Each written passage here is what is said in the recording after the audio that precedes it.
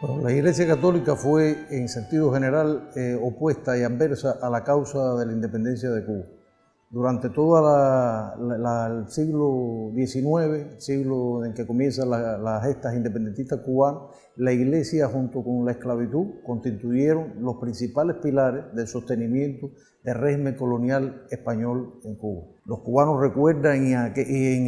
durante la guerra de independencia fue muy renombrado y causó una muy mala impresión en el mundo el hecho de que las autoridades eclesiásticas de La Habana en el año 1895 con la muerte de Martí y en el año 1896, diciembre, con la muerte de Maceo, ordenaran servicios eclesiásticos para conmemorar y festejar el acontecimiento. Aquello causó un impacto muy negativo en el pueblo cubano. Sin embargo, si bien la Iglesia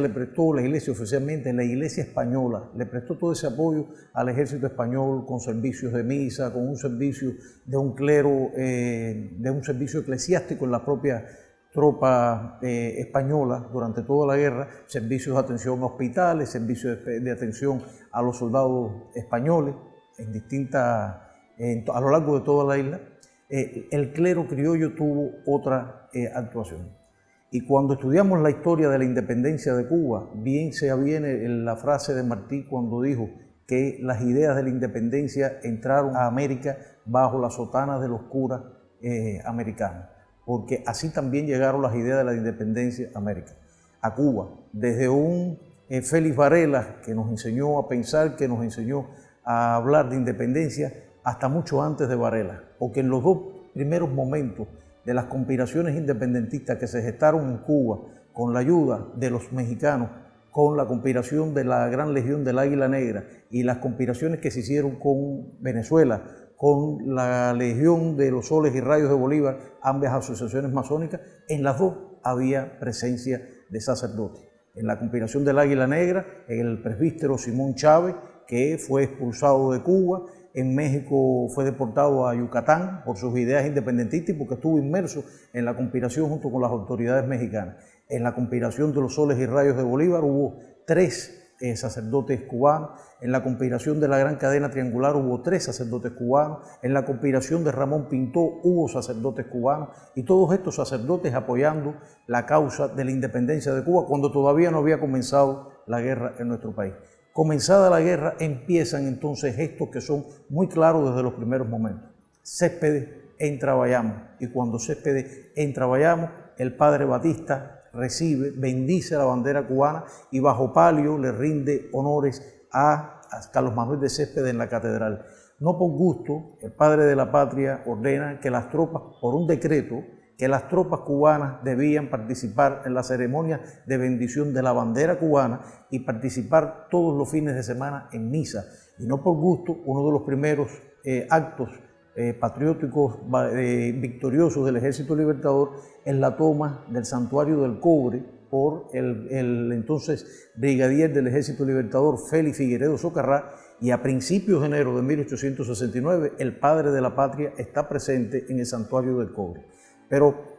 hubo muchos sacerdotes que se vieron vinculados a la causa de la independencia. En el 69, por ejemplo, en la gran primera deportación que hizo Dulce, después de tomar las medidas de limitar la libertad de prensa que había decretado, etc. Bueno, la primera gran deportación a la isla de Fernando Po, en África, ahí van deportados varios sacerdotes cubanos. Hay sacerdotes que se van a la Manigua desde los primeros inicios, el propio padre Batista y el padre Soleilá en Bayamo, el padre Izaguirre en Yara se unen al Ejército Libertador, el padre Braulio Odio Pécora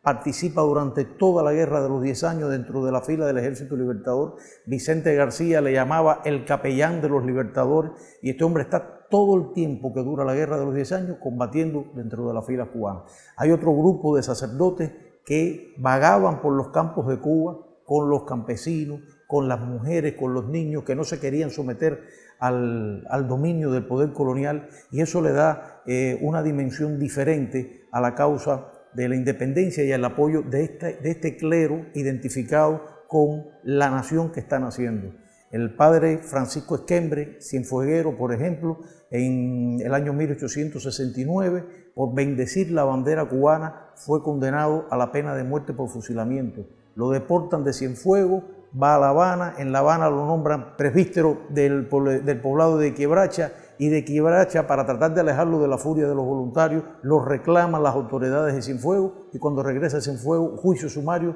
condenado a la pena de muerte. Y ante el pelotón de fusilamiento bendijo la bandera cubana nuevamente y la causa de la independencia, y llamó a los libertadores a que continuaran luchando por esa causa. Creo que son ejemplos muy ilustrativos. Y estos ejemplos ilustrativos siguen después en la guerra del 95, y los mismos están dentro de la fila del campo insurrecto, dentro de las ciudades combatiendo en el espionaje mambí, en la inteligencia mambisa, que los vemos también en la emigración, porque por ejemplo los primeros sacerdotes protestantes de las iglesias protestantes cubanos vinculados a la obra de Martí, a la emigración cubana en Tampa y Cayo Hueso, también apoyan, financian con dinero, con distintos actos de convocando, buscando recursos para la causa de la independencia allí en la emigración en Tampa y Cayo Hueso. Pero en la fila del Ejército Libertador, por ejemplo, militó el padre chileno Ricardo Erizari, que había sido el capellán de la Iglesia del Cobre, y este hombre anunciaba con toques de campana a los libertadores la cantidad de fuerzas españolas que salían de la ciudad de Santiago. Cuando fue descubierto, tuvo que salir del templo y se unió a las tropas libertadoras y terminó la guerra siendo comandante auditor del Ejército Libertador en el primer cuerpo del Ejército Libertador. Pero hay un caso emblemático por su labor filantrópica muy parecida al Papa Francisco, por sus ideas. Es el Monseñor Guillermo González Arocha, que era el jefe de los servicios secretos del Ejército Libertador en el occidente, el hombre que sustituye a Magdalena Peñarredonda, que tenía para los servicios secretos el seudónimo de Virgilios o de Fabio Rey. Y este hombre, es tan grande el aporte que hizo al Ejército Libertador en occidente, manteniendo las correspondencias con Maceo, con el general Pedro Díaz, con el general Río Rivera,